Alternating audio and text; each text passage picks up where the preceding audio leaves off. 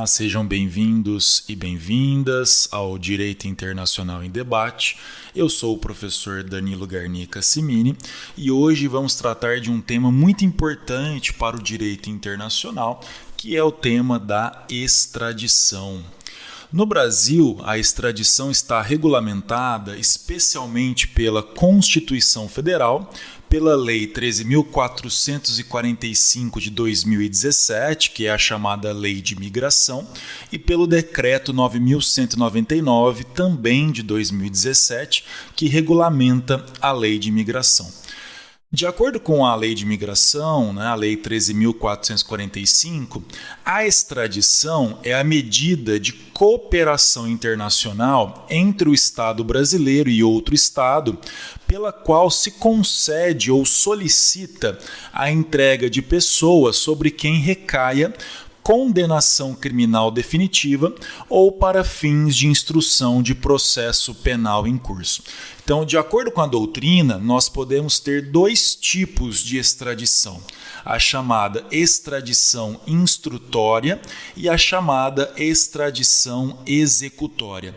Na extradição instrutória, o indivíduo ele é entregue para o país para que responda a um processo penal. Então, está sendo acusado da prática de um crime e precisa responder por esse crime.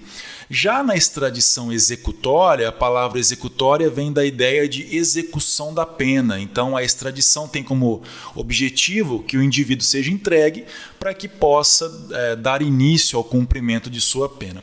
Um outro detalhe interessante, o artigo 83, também da Lei de Imigração, estabelece as condições para a concessão da extradição. E quais são essas condições? Ter sido o crime cometido no território do Estado requerente ou serem aplicáveis ao extraditando as leis penais desse Estado. E estar o extraditando respondendo a processo investigatório ou a processo penal, ou ter sido condenado pelas autoridades judiciárias do Estado requerente a pena privativa de liberdade. Então percebam que aqui fica claro também essa ideia de extradição instrutória e extradição executória. Também lá na Lei de Imigração, nós temos algumas situações que impedem a concessão da extradição. Então, de acordo com o artigo 82 da Lei 13.445 de 2017, não se concederá a extradição quando o indivíduo cuja extradição é solicitada ao Brasil for brasileiro nato. Aqui nós temos um detalhe importante. Se vocês olharem o artigo 5º, inciso 51 da Constituição Federal de 88, esse inciso estabelece que o brasileiro nato não será extraditado. E o brasileiro naturalizado, ele pode ser extraditado no caso de crime comum praticado antes da naturalização ou no caso de comprovado envolvimento com tráfico de drogas, tráfico de entorpecentes antes ou depois da naturalização. Então, voltando à Lei de Imigração. Quando o fato que motivar o pedido não for considerado crime no Brasil ou no Estado requerente. Aqui nós temos o princípio da identidade. Então, o fato imputado ao extraditando, ele deve ser ilícito nos dois países. Outra situação. Não se considerará extradição quando o Brasil for competente, segundo as suas leis, para julgar o crime imputado ao extraditando. Quando a lei brasileira impuser ao crime pena de prisão inferior a 2 anos. Quando o extraditando estiver respondendo a processo ou já houver sido condenado ou absolvido no Brasil pelo mesmo fato em que se fundar o pedido. Quando a punibilidade estiver extinta pela prescrição, segundo a lei brasileira, ou a do Estado requerente. Ainda, quando o fato constituir crime político ou de opinião.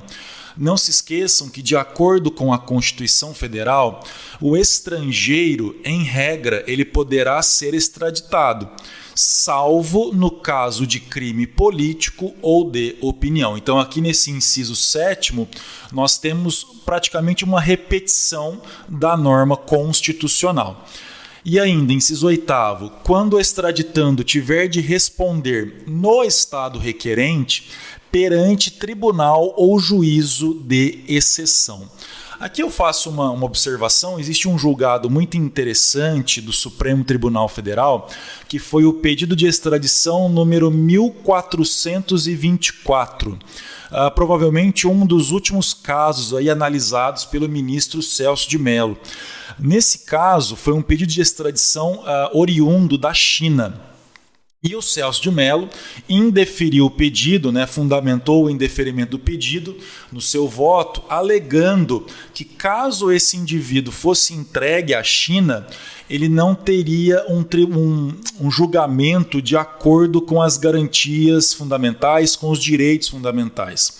Então, o STF acabou indeferindo esse pedido de extradição, entendendo que lá na China, em razão das características do Estado chinês, esse indivíduo não teria direito, digamos, a um julgamento justo, onde as suas garantias fundamentais fossem respeitadas. Então, para quem quiser dar uma olhada, tem no site do STF, é o pedido de extradição número 1424. Então, deixo aqui essa dica, principalmente em relação ao voto do ministro Celso de Mello. E a última situação onde não se concederá a extradição é o inciso 9º, que tem a seguinte redação: quando extraditando for beneficiário de refúgio, nos termos da Lei 9.474 de 97, ou se ele for beneficiário de asilo territorial. Aqui no podcast Direito Internacional em Debate, nós temos um episódio sobre asilo político. Então, para quem não escutou ainda, fica aqui a dica. Eu expliquei nesse podcast, nesse episódio, que o asilo político ele se divide em asilo diplomático e asilo territorial. Então, de acordo com a lei de imigração, quando o indivíduo for beneficiário do asilo territorial, ele não será extraditado. Um outro detalhe importante: o pedido de extradição ele poderá ter por fundamento um tratado internacional entre os países, ou, se for o caso, a chamada promessa de reciprocidade. Então tomem muito cuidado. Ainda que não exista um tratado entre os países envolvidos nesse pedido de extradição, não há problema. O Estado requerente, ele pode formular o pedido e utilizar como fundamento a chamada promessa de reciprocidade. Pensando um pouco no processo de extradição no Brasil, quando esse pedido ele é recebido pelo Estado brasileiro, ele é encaminhado ao Supremo Tribunal Federal. Compete ao Supremo Tribunal Federal realizar o chamado exame de legalidade do pedido de extradição. E uma outra questão muito importante: também no pedido de extradição, aqui no Brasil, é cabível a chamada prisão cautelar do extraditando. Então, de acordo com a lei de imigração, em caso de urgência, o Estado interessado na extradição poderá previamente ou conjuntamente com a formalização do pedido extradicional requerer por via diplomática ou por meio de autoridade central do Poder Executivo prisão cautelar com o objetivo de assegurar a executoriedade da medida de extradição, que, após o exame da presença dos pressupostos formais de admissibilidade, deverá representar a autoridade judicial competente, ouvido previamente o Ministério Público Federal. Então, quem analisa o pedido de prisão cautelar do extraditando é o Supremo Tribunal Federal, depois de ouvido o Ministério Público Federal. Chegando então esse pedido lá no Supremo Tribunal Federal, o STF poderá autorizar ou não o pedido de extradição. Não havendo autorização, a extradição não será realizada. E, de acordo com a lei, negada essa extradição em fase judicial, ou seja, pelo STF, não se admitirá novo pedido baseado no mesmo fato. Agora, havendo autorização da extradição por parte do STF, o pedido é encaminhado ao Poder Executivo. Então, nesse caso, quem dá a palavra final é o Poder Executivo. Julgada procedente a extradição e autorizada a entrega pelo órgão competente do Poder Executivo, será o ato comunicado por via diplomática ao Estado requerente, que no prazo de 60 dias da comunicação deverá retirar o extraditando do território nacional.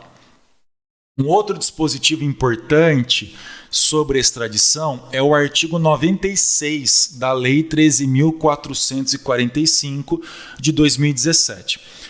De acordo com a redação desse dispositivo, não será efetivada a entrega do extraditando sem que o Estado requerente assuma o compromisso de não submeter o extraditando à prisão ou processo por fato anterior ao pedido de extradição, computar o tempo da prisão que, no Brasil, foi imposta por força da extradição, comutar a pena corporal perpétua ou de morte em pena privativa de liberdade, respeitado o limite máximo de cumprimento de 30 anos.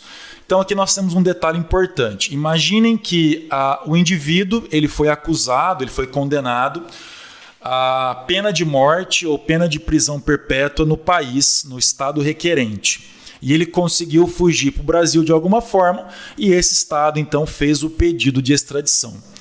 O Brasil não vai entregar o extraditando se não houver esse compromisso por parte do estado requerente, esse compromisso de comutar a pena, ou seja, tornar a pena que foi aplicada lá fora mais próxima, digamos, da nossa. Então, respeitado aí o limite máximo de cumprimento de 30 anos.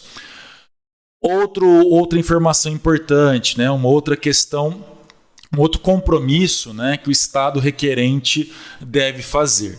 Ele não poderá entregar o extraditando sem o consentimento do Brasil a outro Estado que o reclame.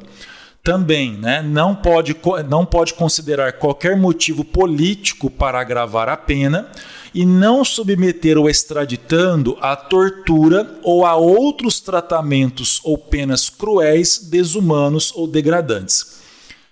Quando mais de um Estado, quando mais de um país requerer a extradição da mesma pessoa pelo mesmo fato, terá preferência o pedido daquele em cujo território a infração foi cometida. Agora, em caso de crimes diversos, terá preferência sucessivamente o Estado requerente em cujo território tenha sido cometido o crime mais grave, segundo a lei brasileira. Depois, o Estado em que, em primeiro lugar, tenha pedido a entrega do extraditando, se a gravidade dos crimes for idêntica. Ou ainda, o Estado de origem ou, em sua falta, o domiciliar do extraditando, se os pedidos forem simultâneos. Então, aqui, nesse caso, havendo crimes diversos, aqui nós temos uma sucessão. Então, primeiro no estado requerente, né, em cujo território tenha sido cometido o crime mais grave. Depois, se for o caso, o estado em que, em primeiro lugar, tenha pedido a entrega do extraditando, se a gravidade dos crimes for idêntica. E, por fim, no caso do estado de origem, ou em sua falta, o estado de domicílio do extraditando, se os pedidos forem simultâneos. Então, o tema da extradição é um tema muito importante, como eu já havia falado para vocês, para o direito internacional público, principalmente para aqueles que trabalham com direito internacional público ou para aqueles que estão estudando direito internacional público, seja na faculdade, ou seja, às vezes para um concurso público ou para o exame da OAB. Espero que vocês tenham gostado desse nosso bate-papo de hoje. Lembrando que o Direito Internacional em Debate tem página no Facebook, tem página no Instagram, @Internacional em Debate. Façam suas sugestões, críticas de próximos temas, entrevistados, que estamos abertos aí às novas ideias. Até mais, um forte abraço.